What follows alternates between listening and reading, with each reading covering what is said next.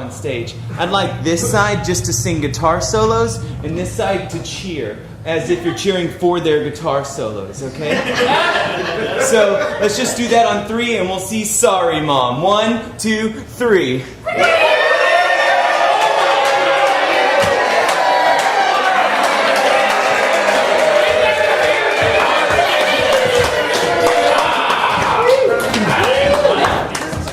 As a child, I grew up alone in the country when there weren't any children around, so I mastered the art of solo tetherball.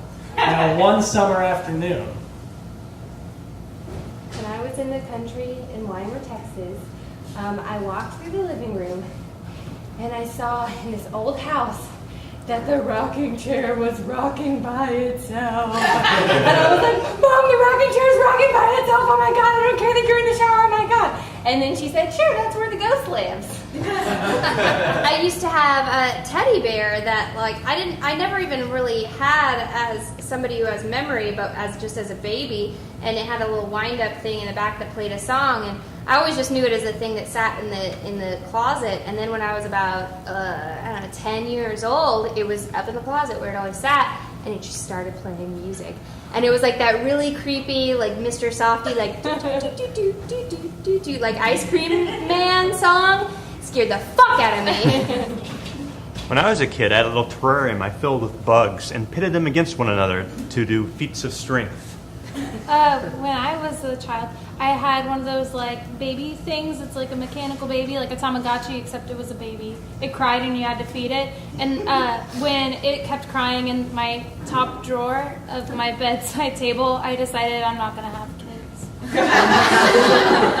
I used to have this baby doll that would get really dirty because I would drag it around everywhere, and I didn't understand why my mom would take it and put it in the washing machine, and I would just watch it tumbling around in there, and I thought this was just the weirdest thing ever, and now that's where I think babies go to play. My favorite teddy bear growing up was a big glowworm, and it's not a good teddy bear because it's hard. And it hurts you. Yeah.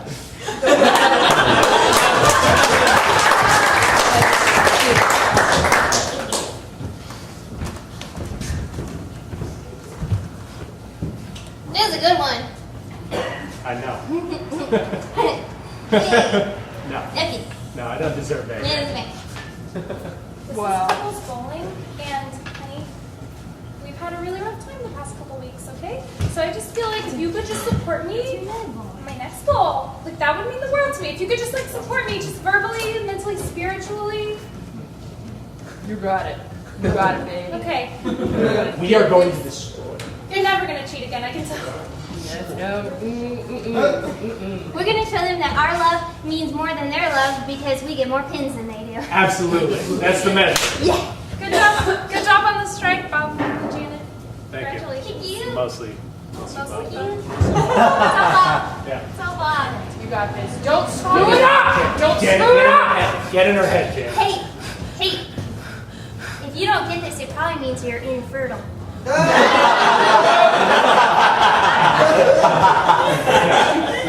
is for our future babies.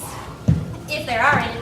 Oh my God, I knocked over all the pins. Is that When I was younger, I went to the bowling alley all the time, and I was convinced that the only way I could go to a real college is if I got a bowling scholarship.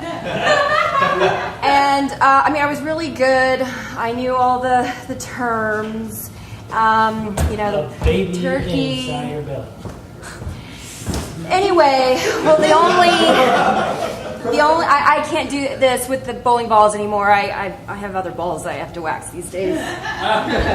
Okay, Janet, here was the problem. You gave her too much incentive to get a strike. All right, because so we need to hit high, but not that high.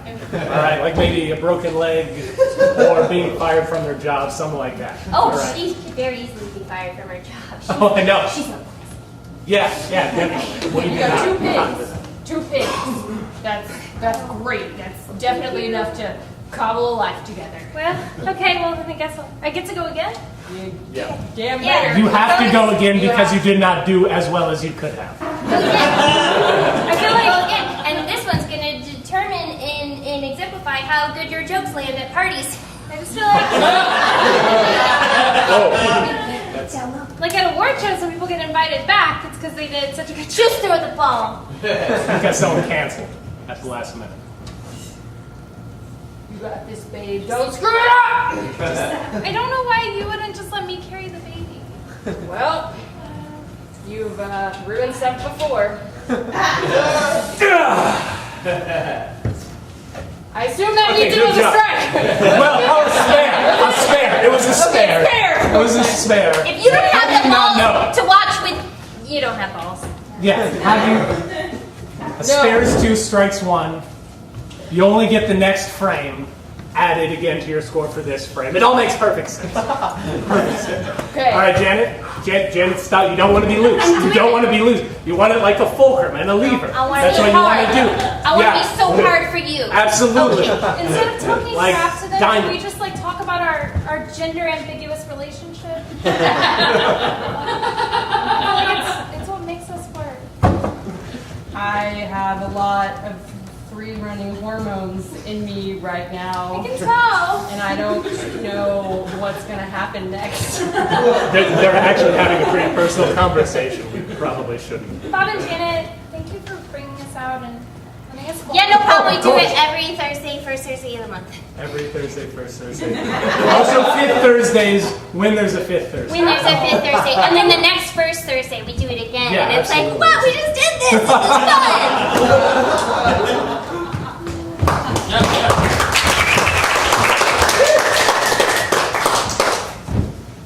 All right, kids, we're here in the cabin. We're going to enjoy ourselves. We got 4 games. I'm going to make you guys compete against one another, and you're going to develop complexes as adults. Come on. I don't want to do this.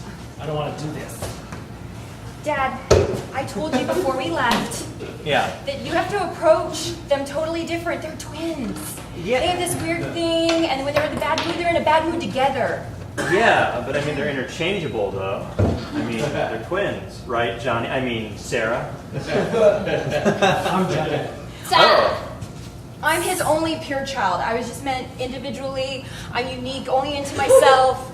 You guys are like freaks of nature. So, See, I'm excited about the camping, Dad. yeah, it should be fun, but, like, you gotta talk to Sarah. She seems pretty pissed off.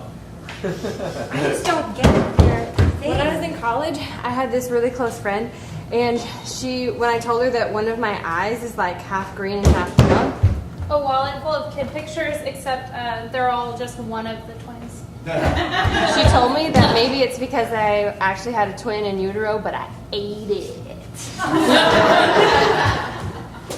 Man, look at these twins. Aren't they cute? I get Yeah. no cell phone service here. Cute. I wish I would have eaten you. You let them have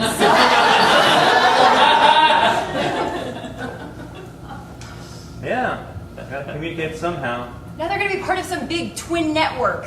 Yeah. And they're all gonna like tap into each other's little twin brains.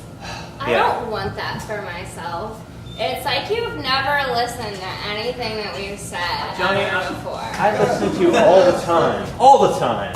Name one time when I haven't listened to you. Oh my god, well did you listen when we said that we wanted to get So- separate Hotmail You accounts? see what I'm saying about these kids? I mean, Ridiculous. They're ridiculous. they're ridiculous. They're ridiculous. What are You you should going to have do with them? stopped after this one. What were you thinking? I thought I'd have one more normal Yeah, kid. I wish Mom would have stopped giving birth after me.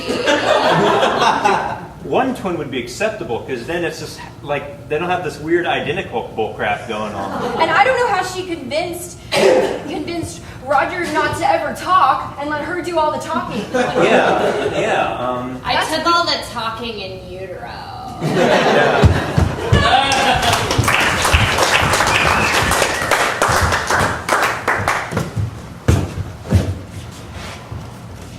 I'm here for the being personable class. Yeah. Yeah. No. I'm right. That's correct. So. Oh, hi. I'm here for the class. I'm here for the class. Good job, everybody. I feel like we've passed the first. You said everybody, but you're looking at that one. Right, because there are I'll stand people over- on both sides of me. I can't. The Get over here. necessarily. Okay. Yeah. Okay. So first thing. Okay. First thing. You. Okay. Now. I think we found the root of the problem. Speaking of being incredibly awkward, I was at a Chipotle today and I ran into someone I knew from high school, and I'd seen this person like 4 times, so I'd met my quota of ignoring them over the years. And it was actually a really pleasant conversation, but then when I was trying to back out, I ran into the curb like 8 times. Fancy name tag. I think that you need 2 minutes of continuous hugs, and that'll shake all the fears out of you. Now, that is not a noise normal people make, and we are going to get it out of you. Then what do I have Through to do? compression, strict compression. All right, now a hug, if you don't know, involves something very similar to this.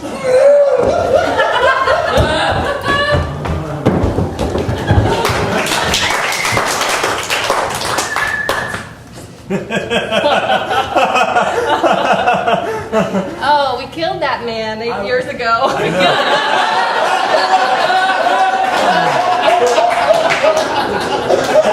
He never saw it coming. He was walking down the alley and then bam, baseball bat to his head. I know. You were so violent. He didn't even have any money.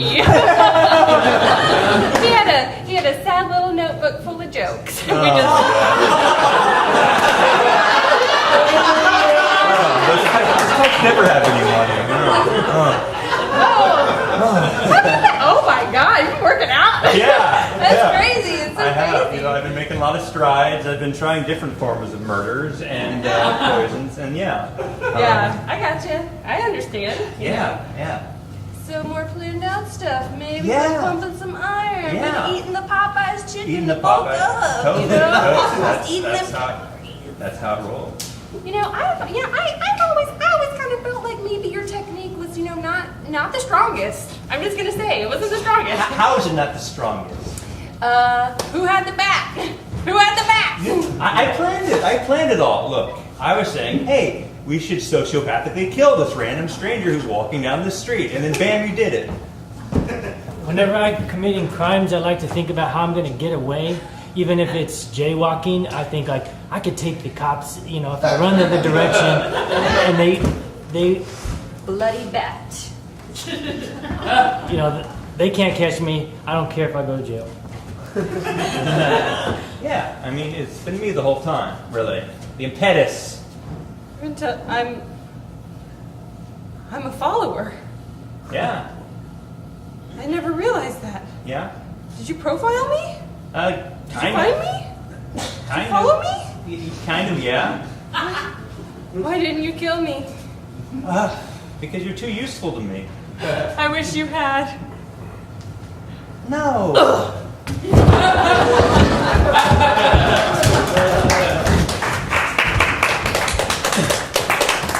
One time in a particularly brilliant framing, my sister carved my own name into my door in order to get me in trouble with our parents. Luckily, they always trusted me over her.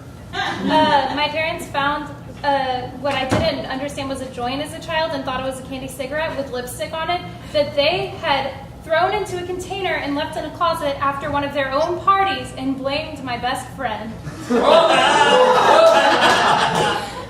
The first time I ever cussed in front of my parents, I was 7 years old, and we had these like weird connecting bathrooms, and if you locked one door, like you couldn't get inside. And so I was just fed up. And I got to the door, and it was closed. And I said to the heavens, "Who locked the goddamn door?" And when I turned around, it's like, I don't know what happened. They were just there, like, hovering. I went to a Catholic school. We had uniforms, and only on one day a month could we wear like solid color pants and a school themed t-shirt. And I got these like bitchin' yellow pants from the Goodwill, and I wore them the one day, and nobody ever was like even that interesting. And so the assistant principal called me over, and he's like, "I don't know if you should wear those. Don't you want to be normal?" And that was the first time I said, "Fuck you," to an adult. When I was a kid in my backyard, I've seen people carve initials into trees and thought it was pretty cool because it could be there forever and you can go back 20 years and see it. So I carved DN, Heart, DN. Both my initials. When I was younger, I was about 5, and I flicked my dad off for the first time. My uncle had taught me that it meant something really bad, and so he really pissed me off one day when he told me that I had to clean up my brother's toys, and I didn't want to do it. So I flicked him off, and I ran like hell. But the funniest part of it is that he loves to retell that story. But instead of like flicking somebody off, he says, "Hey Carrie, remember that time you fingered me?"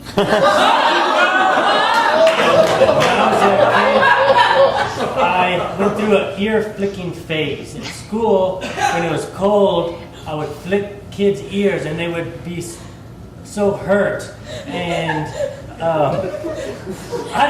and then one day they had like a mutiny and they're like, "Oh, we're going to get you, ear flicker." And they came after me and I didn't flick any more ears.